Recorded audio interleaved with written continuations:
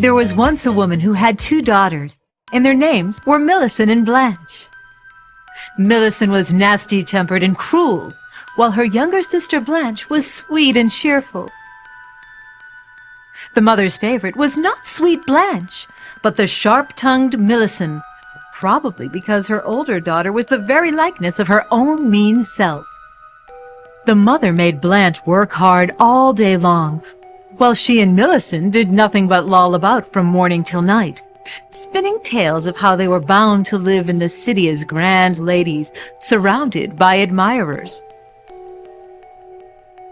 One morning, the mother sent Blanche to the well to fetch some water in a bucket.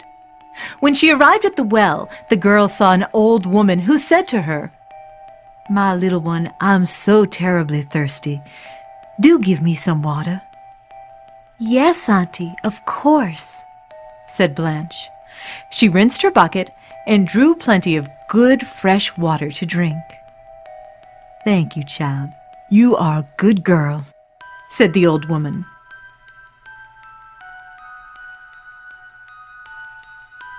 A few days later, the mother scolded Blanche more horribly than she had ever done before and beat her badly. In terror, the girl ran away into the woods. She cried and knew not where to go because she was afraid to return home. When suddenly, standing in front of her, Blanche recognized the same old woman she had met at the well. "Ah, child, why are you crying?" "Auntie, my mama has beaten me, and I'm afraid to return home." "Well, then," said the old woman, "come with me. I will give you dinner and a place to sleep. But you must promise me one thing. You must not laugh at anything you might see." She took Blanche's hand, and they began to walk into the deep wood. Strangely, thorn bushes opened up by themselves before them and closed behind their backs. A little further on, Blanche saw two axes fighting each other all by themselves. She found such goings-on very odd, but she did not laugh or say anything. They walked further, and behold, it was two arms which were fighting. A little further, two legs. At last, she saw two heads fighting by banging their foreheads against each other. All this was strange beyond belief, but Blanche did not laugh or say a word. At last, they arrived at the old woman's cabin.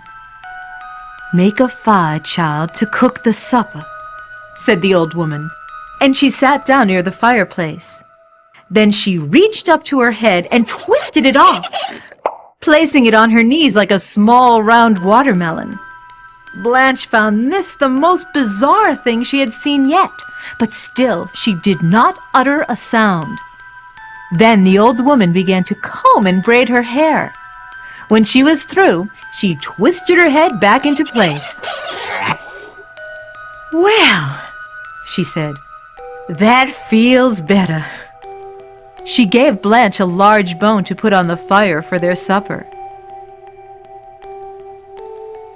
Blanche could not imagine how only one bone could make a soup, and a sorry-looking bone at that. But just the same, she put the bone into the pot. Lo, in a moment the pot was full of good, hearty meat stew. The old woman gave Blanche a grain of rice to pound with a pestle. Blanche could not see the point of grinding a single grain of rice, but she did so nevertheless, and quickly the mortar brimmed to overflowing with steaming rice. When Blanche got up the next morning, the old woman said to her, "You must go home now. As you've been a good girl, I want to make you a present of the talking eggs. Go to the chicken house. All the eggs that say to you, 'Do not take me,' you must not take. Take only the eggs that say, 'Take me.' When you are on the road, throw the eggs behind your back one by one to break them, and you will have a surprise." Blanche went to the chicken house, where indeed lay a pile of eggs. Some of them looked as plain as hundreds of chicken eggs Blanche had seen all her life, but others were made of pure gold and were encircled by jewels. Unfortunately, it was the plain-looking eggs that called out, "Take me, take me." So Blanche took a few of the plain eggs and left the golden ones behind.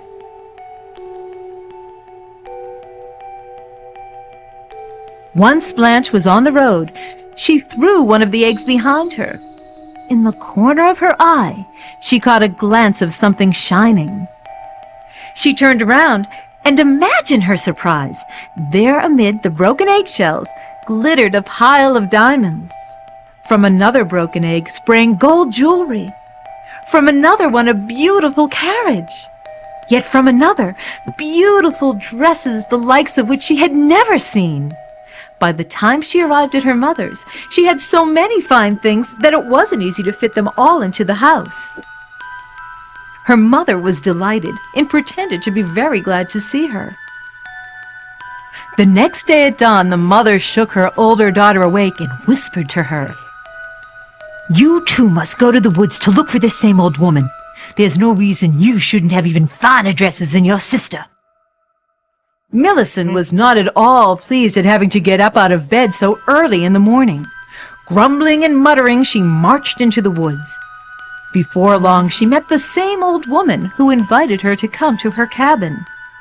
The old woman warned her also not to laugh at anything she saw. But when Millicent saw the axes, the arms, the legs, and the heads fighting, she couldn't help but laugh and laugh.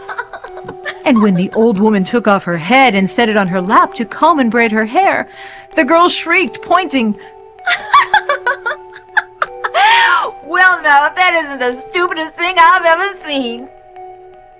The next day, the old woman said to Millicent, "Listen to me. What I'm about to tell you is exactly what I told your sister. And like her, out in the chicken house, I believe that you will find exactly what you deserve. This is what I told her. You must take only the eggs that say, 'Take me.' The others you must leave behind. When you throw the eggs behind your back, one by one, you will have a surprise." With glee, Millicent rushed into the chicken house. Like before, the plain-looking ones called, "Take me, take me," while the dazzling golden eggs were the ones that called, "Don't take me." In an instant, Millicent grabbed as many golden eggs as she could carry and hurried away with them. As she walked, she broke one egg behind her and then another. But instead of riches, out came a quantity of snakes, toads, and frogs, which began to run after her. From other eggs sprang swarms of gnats and mosquitoes, which circled around her head. Millicent screamed and ran. She arrived at her mother so tired that she was not able to speak. Blanche knew that to stay at the cabin would mean being blamed for her big sister's troubles. It was clear that she must leave at once.